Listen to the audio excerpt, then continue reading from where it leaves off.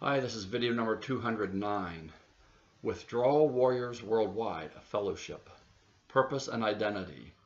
1. We are an international fellowship of individuals who have chosen to discontinue the use of prescribed psychotropic drugs. 2. Our sole purpose is to support one another, both individually and collectively, as we each travel the road to freedom from the use of prescribed psychotropic drugs and their adverse effects, both while we are taking the drugs and as we withdraw from them. 3. For the purposes of this fellowship, we are not licensed medical doctors, therapists, counselors, psychologists, or licensed in any other medical occupation or profession. Nor do we claim to be licensed medical staff with respect to this fellowship. 4. We do not offer medical advice. As such, it is important for each member of this fellowship to be in contact with appropriate medical staff as he or she undertakes the endeavor to discontinue the use of prescribed psychotropic drugs. 5. This fellowship has no opinion concerning the current general practice of prescribing psychotropic drugs or any other social issues. 6. All opinions and information offered in this fellowship will be based on existing, generally accepted information in the literature, personal observation, and personal experience. 7. There are no dues, fees, or any other financial aspect related to this fellowship. Pillars and Truths. 1. Our journey from the discontinuation of prescribed psychotropic drugs through withdrawal to a place of wellness is a process. 2. We are all different. No one else can feel what you feel. Each person goes through and experiences the process in a manner that is unique to him or her. No two individuals experience the process in exactly the same way. We will each have a different story to share when we reach wellness. We will each have different symptoms with different intensities. We will each notice improvement in different ways and at different times. We will each have our own time frame for healing. 3. There is no perfect way to taper from psychotropic drugs. However, under no circumstances is it wise to cold turkey from psychotropic drugs. 4. The brain is continually trying to heal in its own unique way during withdrawal from psychotropic drugs, even though there are times when it feels like no healing is occurring. 5. Even though the myriad of strange, intense symptoms during withdrawal causes us to feel or believe we have developed a mental disorder, we have not. 6. Often, the symptoms of withdrawal lead us to fear that we have developed some other empirically diagnosable condition. In such cases, it is best to be checked by a doctor, if only to provide us peace of mind. 7. Currently, the passing of time is the only known way to effect healing from psychotropic drugs, although there is hope that a quicker way to healing will be discovered in the future. As such, withdrawal is a matter of surviving until wellness is reached. Anything that helps us to pass time is beneficial. 8. Acceptance that we are in withdrawal and that it will take time is necessary in reaching wellness. Blaming ourselves or others for our current predicament does no good and is counterproductive. It is what it is and it will get better. 9. It is absolutely necessary for us to keep hope alive during the withdrawal process. We need to reach out to anything or anyone to maintain hope. 10. It is important for us to seek positive, hopeful input from wherever we can find it. Places of negativity and confrontation of any sort should be avoided. 11. We must be careful of what we read and believe. It is important to realize that nearly everyone in the withdrawal forums and Facebook groups is also in withdrawal. They are also afraid and have cognitive issues. For this reason, harmful misinformation and fear abound. In withdrawal, the power of suggestion is enormous. 12. All of the bizarre, painful, fearful thoughts and feelings we have in withdrawal are distortions caused by the withdrawal itself and have no place in reality. Okay. Promises. These promises are primarily from Alcoholics Anonymous, pages 83 and 84, with slight modification.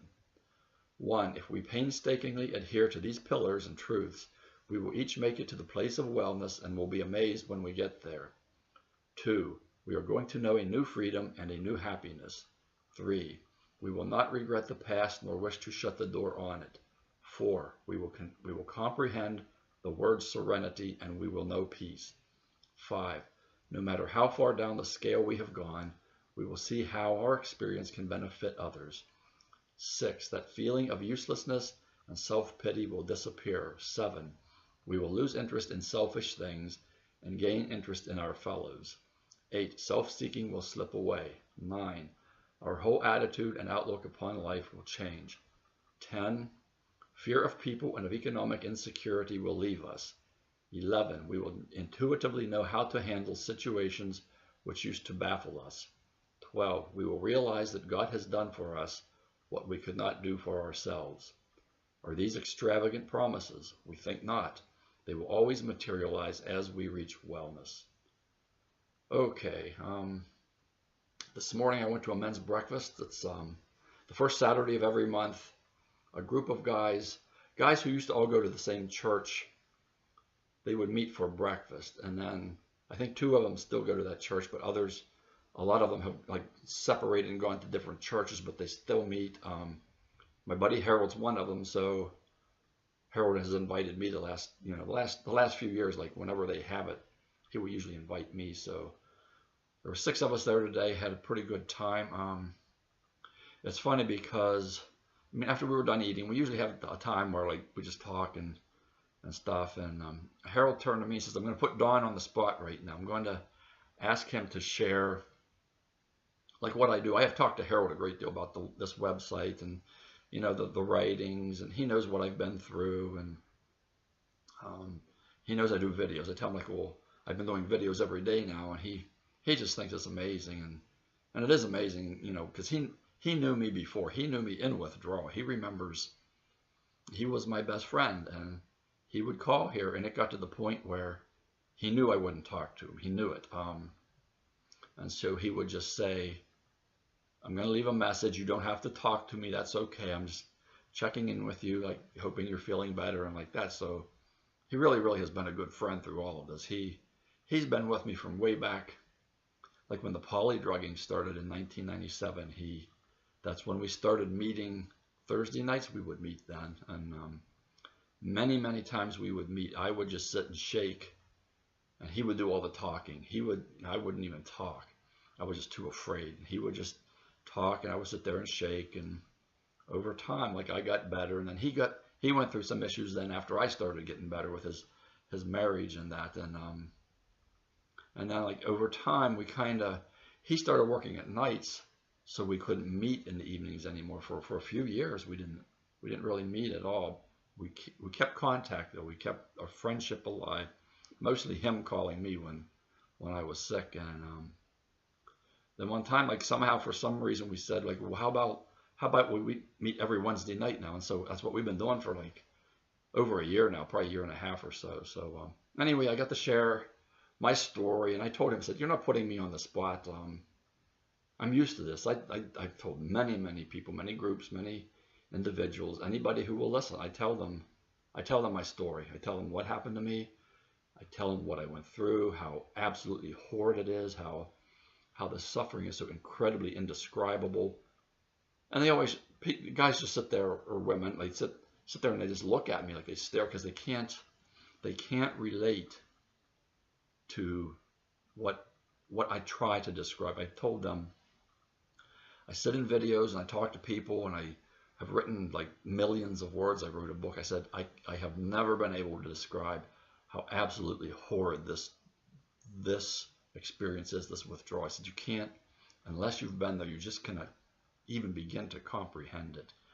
And I think they actually do believe me. And they just sit there and stare at me. Like the time that I got up in front of church after I started feeling better, like I could tell, like they know Don went through something, you know, something really, really bad. But I mean, you can't ask them to feel what we feel in this. You just can't. But it was a good opportunity to let them know. A lot of them work in the medical field, actually. Some work like for nursing homes and other areas of the medical profession. They're not doctors or that, but and they have heard of such things as this. A lot of drug problems, mostly with opioids, is what they're familiar with. But they sat and listened, and they thanked me. Like when at the end we say a prayer and that, and they acknowledged and thanked, me for sharing the story, because and it's a story of encouragement. I tell them how bad it was, and I tell them how good it is now. And to be honest, when we get through this, we have a story that one of them brought up a thing about, they saw on the internet something about young people, I don't know if it's on Facebook or somewhere, 13 reasons to commit suicide or something, I don't know. And I told them, once you get through this, something like this, what I've been through, this withdrawal, you're looking, you don't look into the past and all the bad stuff. And it's like part of the promises. You don't want to regret the past or shut the door on it, because the past is how you got to where you are, and you're well. Like, you get through withdrawal and you're well. And I said, now I always like look for the next good thing. I said, there's going to be little things here and there come up, but I have been through something so horrendous that, like, I'm always looking for the next good thing. There is nothing bad now compared to what I've been through. And it's funny, because as I was driving myself to the breakfast, I was thinking, I forget what I was thinking of exactly, but it was an analogy of Lord of the Rings, if you're familiar with that. And the really big bad guy is Sauron. He's the embodiment of evil on Earth, okay? And it's like being in withdrawal, you're doing battle with Sauron. It's like it feels almost impossible. He's so big and powerful. It's like you have to have like special powers almost to beat him.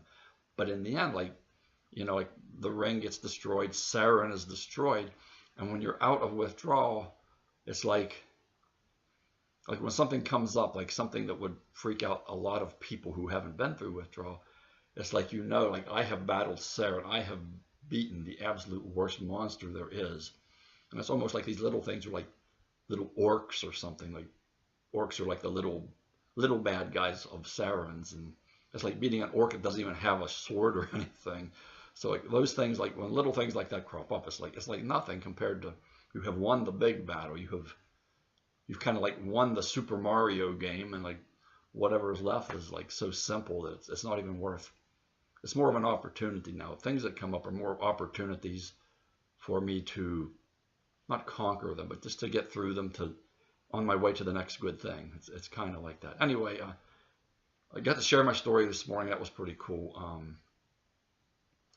Harold told me about Harold was he was once married to a Vietnamese woman, and we often go to Asian restaurants. And a few weeks ago we went to a Vietnamese restaurant, and they're mostly a carry-out place. They're fairly new. And he was telling me when we were there, he had his smartphone. He did a like or something. He liked his food there, so he did like a Facebook like or something.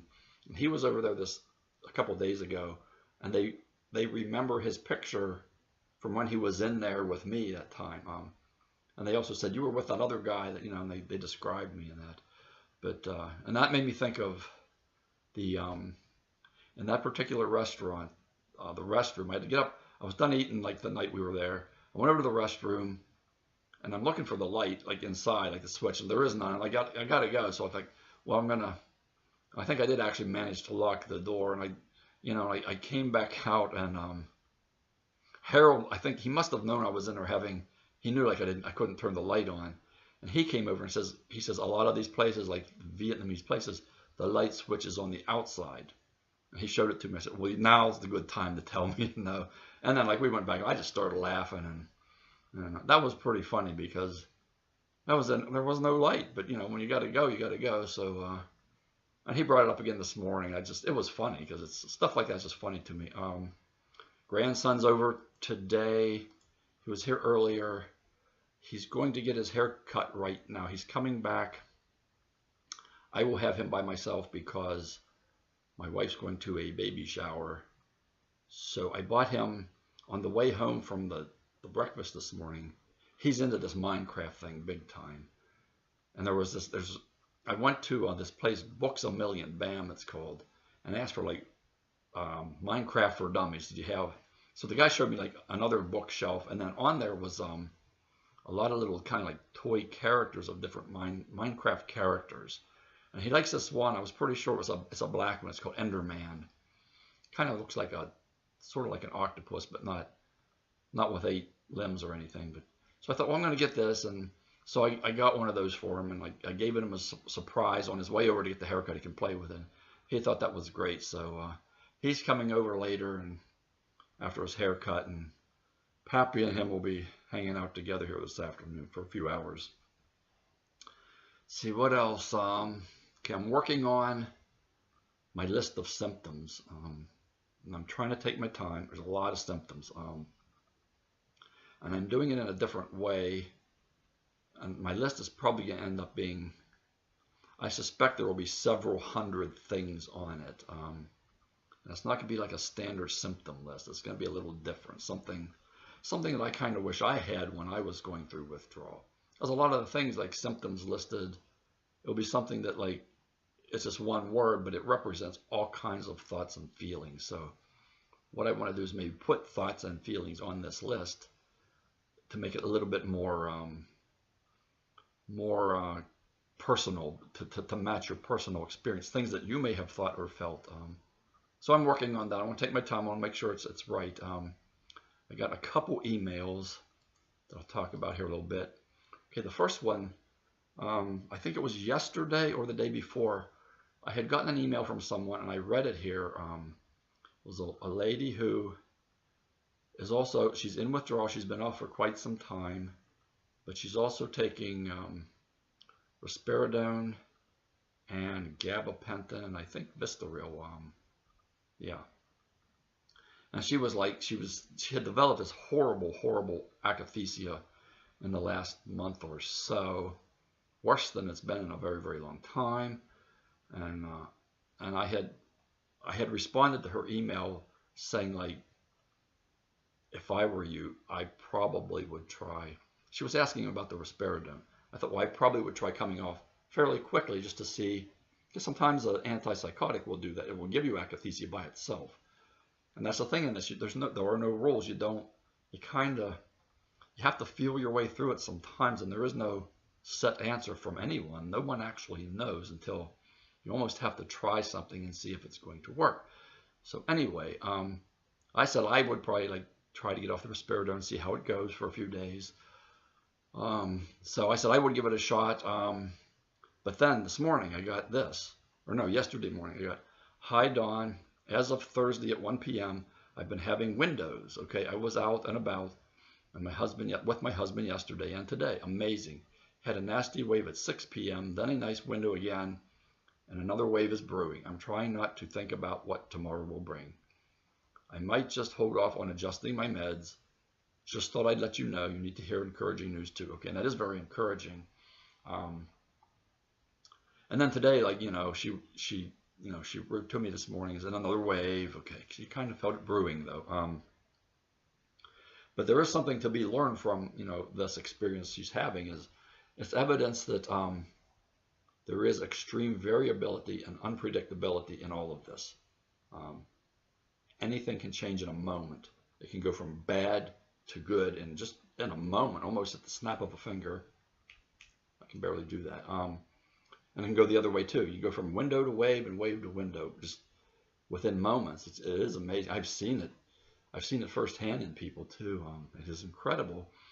And then of course the second thing, there are no rules. The rule is there are no rules. You just can't predict one way or the other. I don't know. It's so variable. It's so unpredictable that there's no rhyme or reason. It seems things just kind of go back and forth and for no apparent reason. I think there is a reason, and I think it honestly does lend to this hypothesis that I have, that I don't know that it's ever, at some point someone is going to dig into it and figure it out. But I still think I'm on the right track.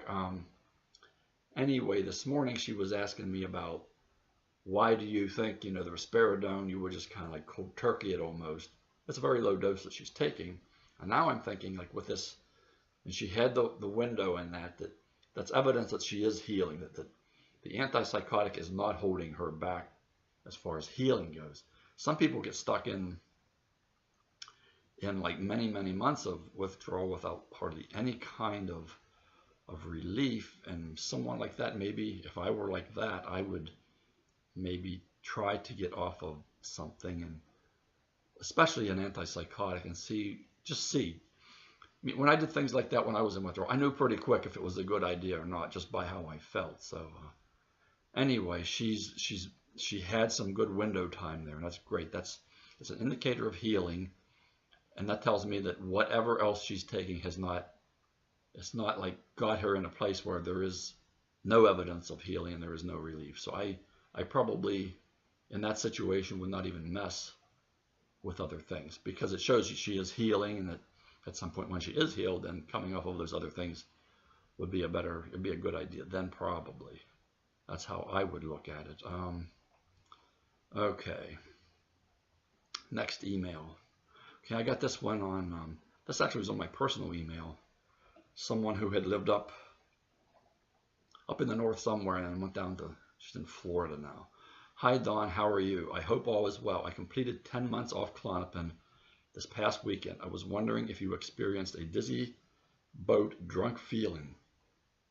If so, for how long? How did you cope? Should I check for other things? Just need some hope. I had almost a week-long window last week, and now I'll wave. Okay. So the window there is good. That's, she's healing. She's doing, when she came to me at first, she was in pretty bad shape. But that was about 10 months ago, yeah.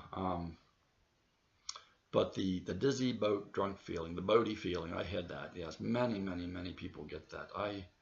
That one can hang on for some time, but it can also zap itself away. It can leave pretty quickly too.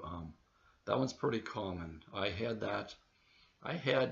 Even before my withdrawal, I had a lot of dizziness, imbalance. I think because of the drinking and the Klonopin. That's just the way it was. It kind of went with my derealization, depersonalization too. They kind of like traveled together. They were sort of partners in my withdrawal. Mine lasted quite some time. That took me 2.5 years to get past the really bad, well, the derealization. The dizziness kind of, right around a year, it improved greatly. It did improve greatly. How did you cope? You just, you try to not let it bother you, which is almost impossible. When you got the mental stuff going on too, all this other stuff makes it a lot harder, like the depression and the fear that just makes all of the physical stuff nasty too. Yeah, so she had a week-long window. That's amazing. That's great. At 10 months, that's really cool. So yeah, the dizzy, boaty thing, imbalance, like that was a bad one for me. But I had a good bit of that even before Klonopin. I had a lot of that. I think it was a combination of lots of things. I still think when I was young, I had a lot of ear infections. I never got them really cured or anything. They just kind of took their course and left. And I've noticed in my left ear that it's like I can never equalize the pressure in that ear. It's been decades. And I think it all stems back to when I was little and had ear infections. I think it probably did some sort of damage in the inner ear, and that's where your balance, the balance thing, is in your inner ear. So I think I probably have some issues from that. And then like the drinking didn't help, and the Klonopin certainly made things worse. So my withdrawal was very, very bad. But I was kind of already used to like the imbalanced dizzy thing. So, but it's a common symptom. I'm sure many of you have it.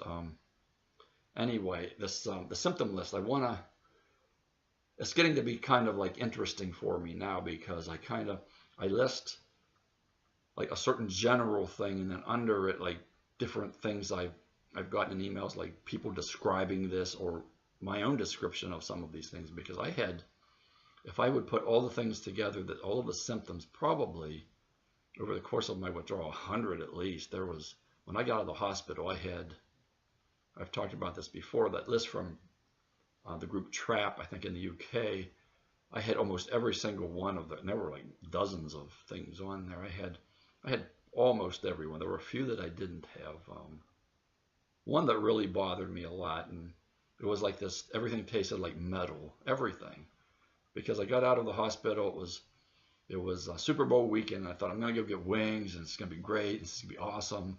I couldn't even sit and enjoy wings. They tasted like metal, tasted like tin. It's horrible. that's super depressing. I'm like, this is the Super Bowl. I love wings. I'm going to do this. And it just was bad. So anyway, yeah, the list is going to be cool. It might be a while yet till I get it out. I don't know if I will actually read it in one of the videos and then probably post it too, as some sort of table, probably a PDF file like with a table on it. And that could be useful. There are a lot of lists around, a lot of lists. It'd be kind of cool to have one here too. I don't want to copy someone else's list. I want to kind of compile from different lists, and also like descriptions I get from all of you. That's very helpful, because I think instead of just saying, well, I have depression, there's like dozens of things that go with depression actually. And that I find that it's like, for me, when I was in withdrawal, when someone actually described like it's like this or it feels this way, instead of just giving a word, that there's something more personal about that. You can relate a little more intimately to it than you can otherwise. So came at 26 minutes here. My grandson will be back in probably about half an hour. He's probably going to want to watch Minecraft on the computer. I don't know. We'll see. He was really happy with Enderman, that little character thing I gave him. I thought that was his favorite one. I wasn't sure, but I asked him, what's your favorite character? And he told me the name of it and everything. I thought, oh, cool, I got someone I got. So it'll be fun doing some stuff with him. It's always interesting when like just the two of us are here and we kind of relate. And he's going to be a lot like my son, I think, as far as like sense of humor and like wacky. He already knows Pappy's pretty wacky sometimes and says like some crazy things. I think I'm basically the only one that really does that with him. I've done it like to my son too. We just have this understanding. We think at the same level. It's kind of maybe childish. I don't know, but it's funny. We have a good time. So he's going to be a character. My grandson. We already is, but he's going to be even a bigger one, I think, as he gets older. So that's what I got here. 27 minutes.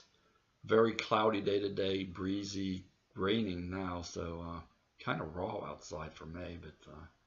Anyway, that's what I got. I hope you're having a decent day. And I'll be back probably tomorrow, probably in the afternoon sometime. So as always, I'm right here and I will be right here. Bye-bye.